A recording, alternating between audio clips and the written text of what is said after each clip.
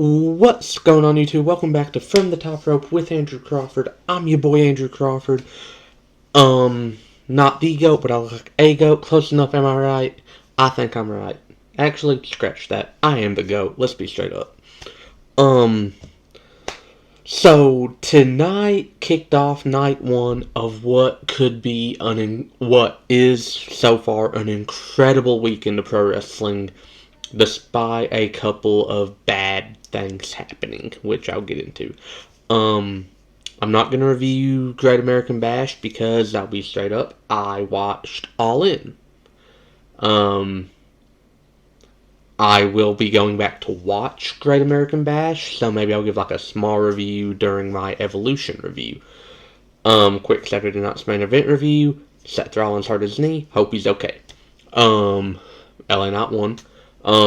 Orton won. Drew Claymore Jelly Roll. Yes, the country rapper, not singer, but rapper. And Goldberg lost. Thank you, God. But anyways, Bianca Belair is announced as special referee for Jade and Naomi tomorrow. I'm actually kind of excited for that, I won't even lie.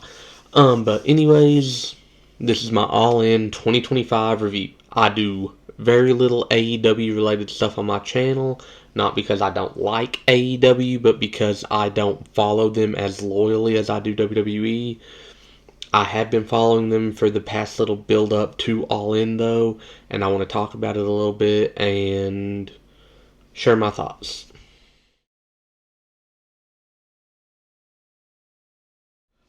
First match on the card was the World Trios Championship of Samoa Joe, Powerhouse Hobbs,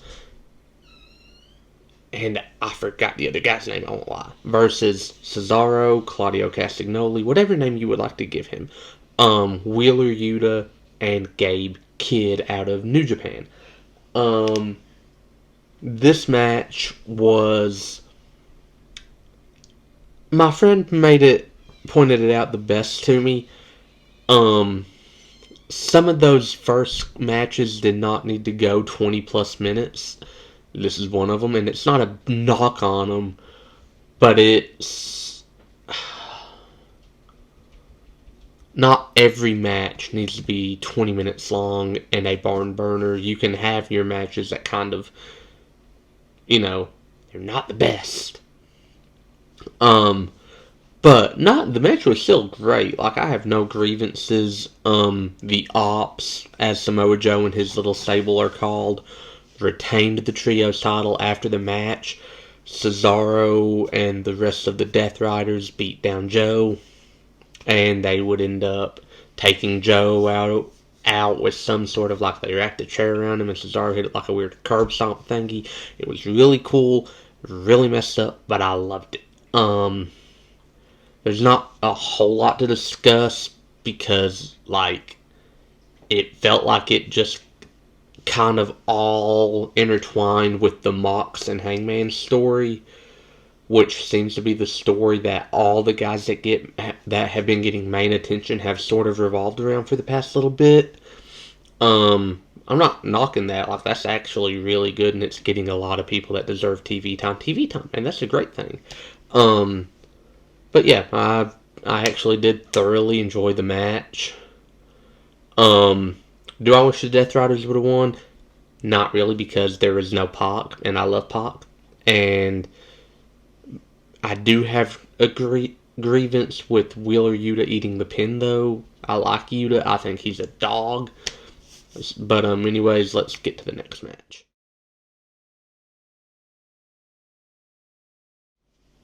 The men's casino gauntlet match.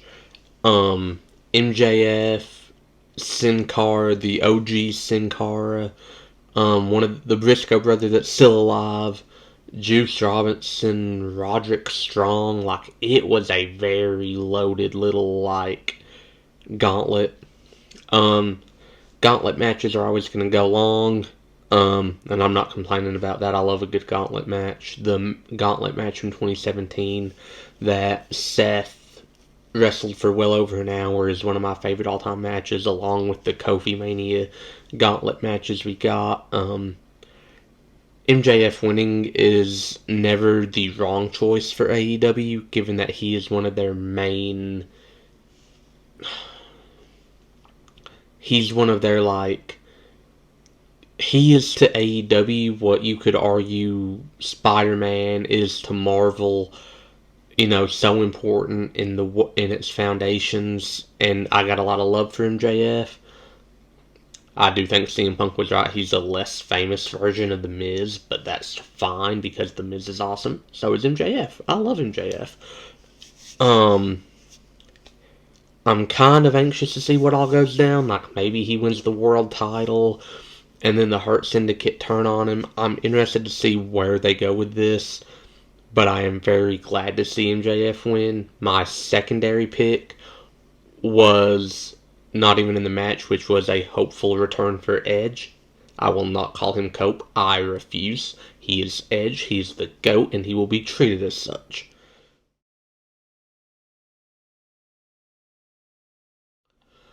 Next, we had a fatal four-way for the vacant TNT Championship featuring Dustin Rhodes, Sammy Guevara, Daniel Garcia, and Kyle Fletcher. The reason the TNT title is vacated is Adam Cole has some sort of injuries, and based on what he said, he didn't outright say it, but he basically said, probably retired, guys. I'm out. That sucks. That sucks. That sucks. That sucks. That sucks. I love Adam Cole. He is the wrestler that helped me really just continue loving the WWE product, even though that the main roster was slacking here and there. That the Black and Gold NXT was killing it. And Adam Cole's a huge part of that. Adam Cole's a huge part of my college memories of NXT, which were some of my favorite NXT memories. And if he is retired, may I just say he had a great career, and maybe you could argue one of the best non-WWE careers of all time. And the only reason that I think you can make that argument with Adam Cole as opposed to a Bryan Danielson, Daniel Bryan, is because you can't talk about Bryan Danielson without talking about his legendary WWE run. Yes, I may need the Miracle on Bourbon Street and all that, but that's aside from the point. I digress. This Fatal 4-Way was a lot of fun to watch. My only grievance again, I feel like AEW is really good at this, the wrong people winning. This is the only example of it that I saw in tonight's card that I can think of off the top of my head. I'll get to it. I'll mention it again if I come across a match and I'm like, oh yeah, wrong person won here. But I love Dustin Rhodes, and I'm not knocking him, but I think Kyle Fletcher and Will Ospreay may be the two guys that can really, you put them in the main event scene, you put them with Mox, Page, those guys, and they can really help pole vault AEW into the next era and generation of just epic in ring quality. That said, I'm not mad that Dustin Rhodes won. In fact, I love that Dustin Rhodes won. He finally got gold as Dustin Rhodes, not as Goldust, and I appreciate that. I do think Kyle Fletcher should have won, though, but as I said, I cannot always get what I want. But I am happy for Dustin Rhodes nonetheless. Now, if Cody wins the WWE title at SummerSlam, all the Rhodes family will have gold and everything will be right with the world of pro wrestling.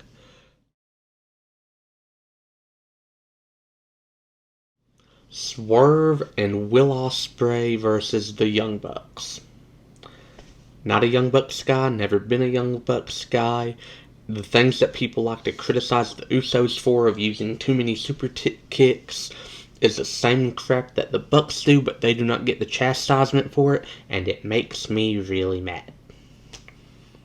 Will I give them their in-ring ability? Yes, I will absolutely credit their in-ring ability, and I will credit that they are good at what they do. I don't like them though. I think they are. I don't think there's ever been a point where they have been the best tag team in the world.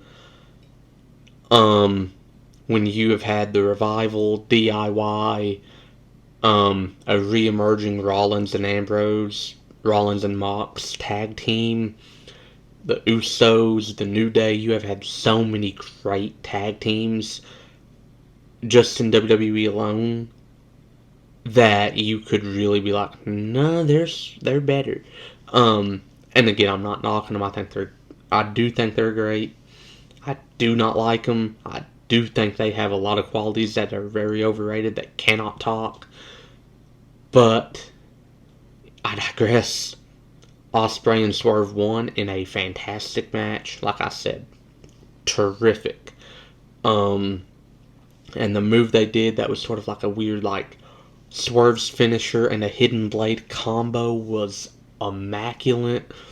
I think Swerve picked up the pinfall, but Osprey and Swerve winning was really cool.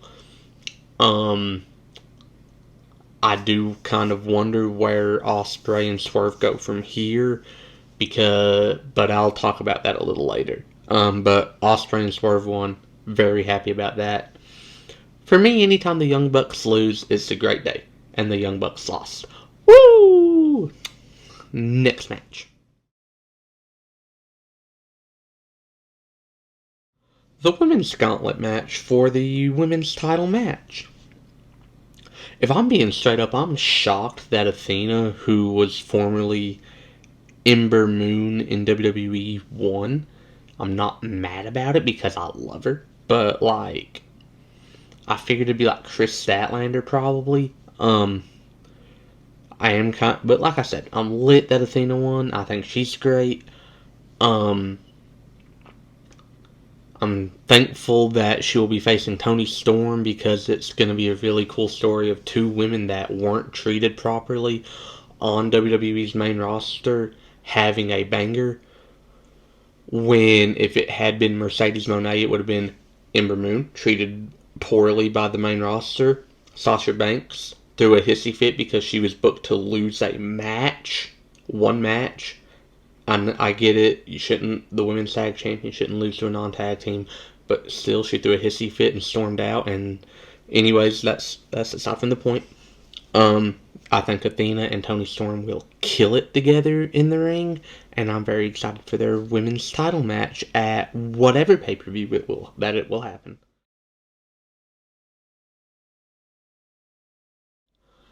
Bobby Lashley and Shelton Benjamin retaining the tag titles versus Christian and Nick Wayne of the Patriarchy. And I forgot this tag team's name, but I know that Speedball Mike Bailey is in the tag team. And this was, like I said, a lot of fun. A lot of really good pro wrestling. A lot of good tag team wrestling. I am shocked they won. I thought Christian and the Patriarchy would win, but given what happened afterwards, I get it, and I'm very happy because the Patriarchy turn on Christian, and they're going for a concerto, and Metalinga starts playing, and Edge comes back, and he saves Christian with his big, weird, new, naily weapon that I don't know why he has, but I'm happy he does.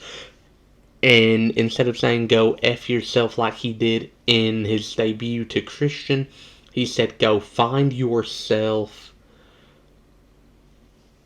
Or like Christian said to him in his debut, and then, Edge said go find yourself, telling Christian this ain't who you are, go find who you are.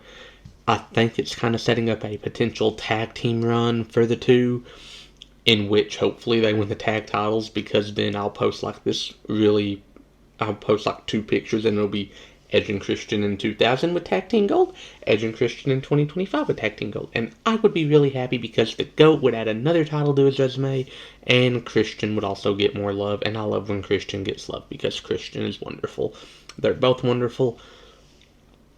I just actually, I thought that this was amazing, but I still have 3 more matches to talk about, so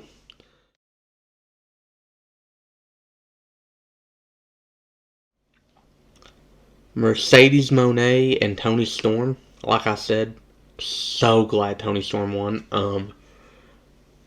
Like I'm not a Sasha Banks hater, or at least I try not to be. I'm not a Mercedes Moné hater, I should say.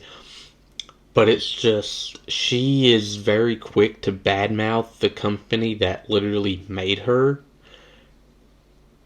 when the company itself kind of didn't do anything wrong. Because from what I recall, she was being treated very well. She was one half of the women's tag team champions. Something happened with the booking decision, and she got mad about it, and she like kind of threw a hissy fit and walked out of the company, which is unnecessary. Um, you know, I just don't really love that. Like, I get you have your freedom of speech, but still, you don't have the right to be a female dog when it comes to the fact that that company did treat you right and they did do you right, and you're a multi-time women's champion. And if you were still on the roster, you'd probably be in one of the main events of Evolutions tomorrow night. But I digress. This was still a really good match. They let Mercedes kick out of freaking 4 pile drivers. I was like, because like Toni Storm's finisher is a pile driver. Um, it's called the Kiss of Death. Or no, she kicked out of like 2, but either way, like I'm like, okay, it's a small grievance. I don't hate false finishes. I feel like they were very played out tonight, though, but that's aside from the point. I am glad Toni Storm won. I thought this was, again, a great match. I have nothing bad to say about All In. I'll be straight up.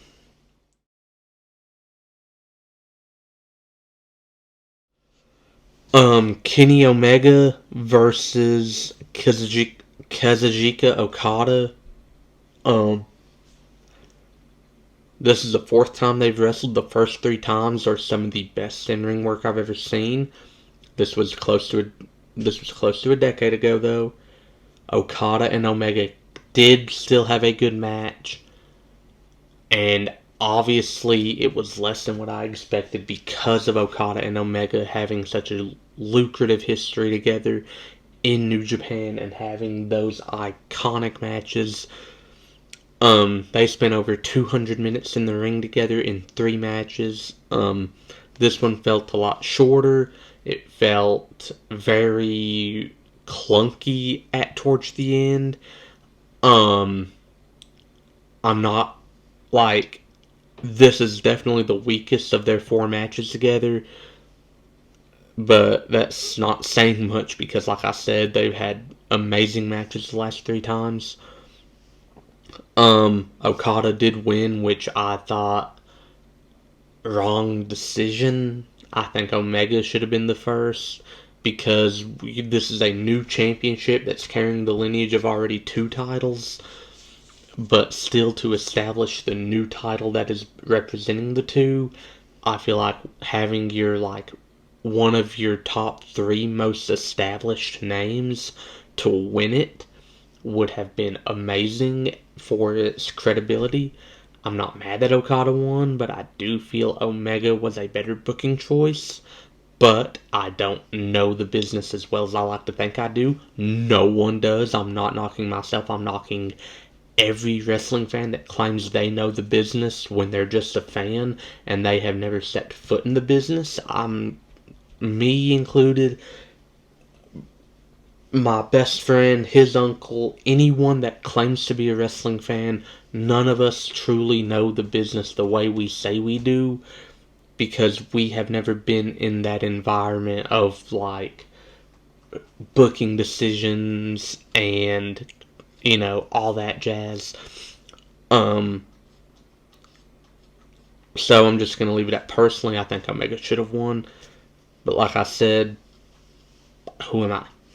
I'm not a booker, I'm a fan, and that's all I am at this point, and I'm fine with that. But a, still a good match, by far and away their worst match. Like I said, there were a couple matches from tonight at Saturday Night. not Saturday Night's main event. I do think that a couple matches from Great American Bash were better on paper, but like I said, I'm not going to watch them. But I'll let y'all know on my Evolution review tomorrow night.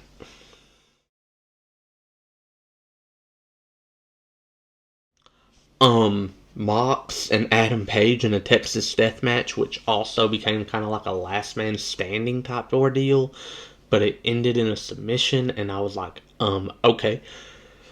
Um, I adored this match. I say adored loosely. Like, I love hardcore wrestling, and I love the blood, I love the gore, but there were a lot of spots in this match I thought were unnecessary. Mox taking a buckshot on a bed of nails. The even sugar glass is still glass and it's sticking into your skin, and I don't think that was necessary. Um, like like I said, I don't mind hardcore wrestling. I actually enjoy it a lot, but there were just some spots that I felt did not need to be in the match. Like I said, the buckshot with Mox falling on the bed of nails was very, very unnecessary. I've not got a problem with it though because it suited the story of they hate each other. It was literally a Texas death match, a lot of blood. Um, Adam Page won. It was a very like WrestleMania 40-esque booking where the Death Riders got involved for Mox, and then you had Ospreay, you had Swerve, you had Darby Allin, you had Bryan Danielson getting involved for Adam Page.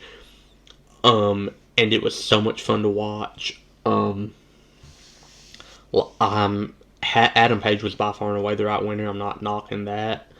I am knocking, like I said, there are some hardcore spots that need to be left in the past, despite it being a death match, and like stuff with the glass and all that is one of them.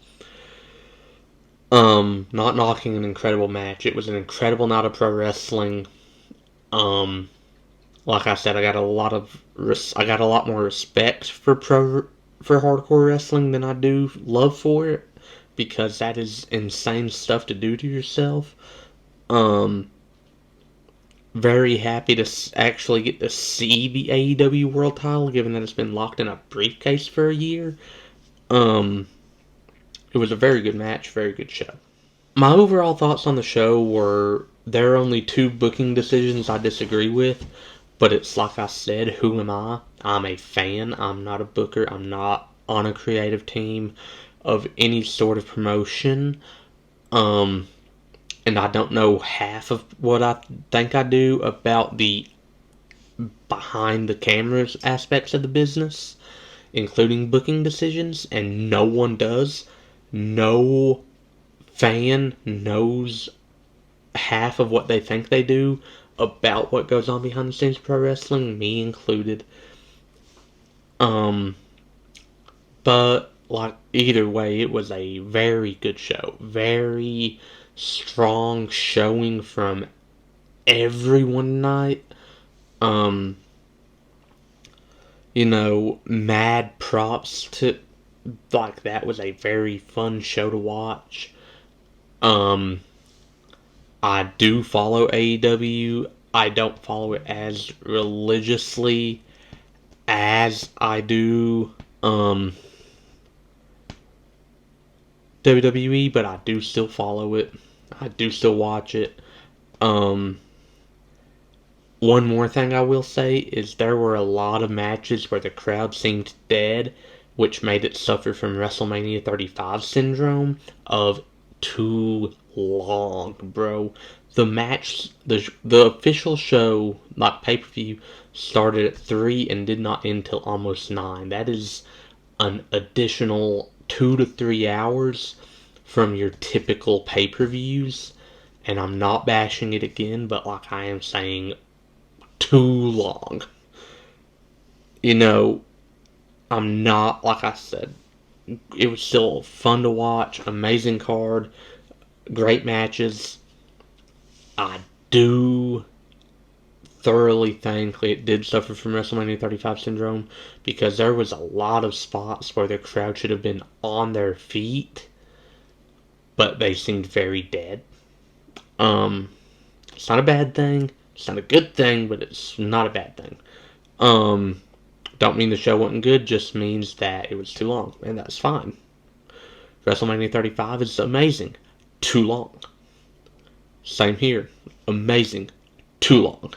Um, the sweet spot for a pay-per-view, 3.5 hours. Start at 7, it's over by 10:30. I can be showered and in bed by at least midnight. If I was normal, I stay up till like 3 a.m. half the time. But no, I thought All In was terrific. I look forward to seeing what might happen with Osprey and Swerve going forward.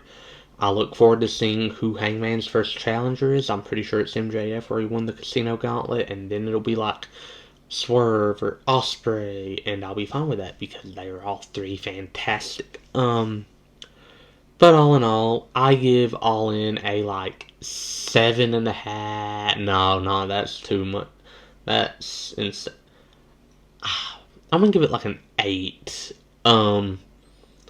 Like I said, there were a couple matches that didn't need to be as long as they were. I'm not knocking it. I'm just saying. There were a couple of spots in the Texas death match I thought were unnecessary. Yes, I get it's a death match. It's going to be bloody. It's going to be violent. There's still some unnecessary stuff they did, and I'm not knocking it. I'm just saying, if you want to have a long career, if you want to have a good time, and you want to be able to walk normal when you're in your 50s, maybe don't do some of these things. But all in all, it was a terrific showing from AEW. Their best showing in a hot minute, and I mean, what? As far as I'm concerned, it's been their best pay-per-view since the Sting's last match pay-per-view. And like I said, I'm actually very excited because I feel like AEW is finally going to pick up steam again, and then I feel like WWE is going to be like, oh, okay, and they're going to have to pick up steam again, and we're going to get some great, I hate to use the word because I just want everyone to sit down, shut up, and enjoy pro wrestling, competition. I think that it's going to be really good for the industry of professional wrestling in general, and I do look forward to seeing what all happens, but it's 10:56 at night. I'm going to go shower, and then I'm going to watch Great American Bash. I'm Andrew Crawford. This has been another video. I'm very sorry for the delay of posting for the last little bit. I got strep throat at one point. That's why I wasn't posting. And then my mental health started to decline. And honestly, I still don't have the best hold on it, but I am going to try to kind of press through it for the sake of this channel because I do want to grow this channel. Yeah. Thanks for joining, and I might see you tomorrow night with an Evolution review. Later.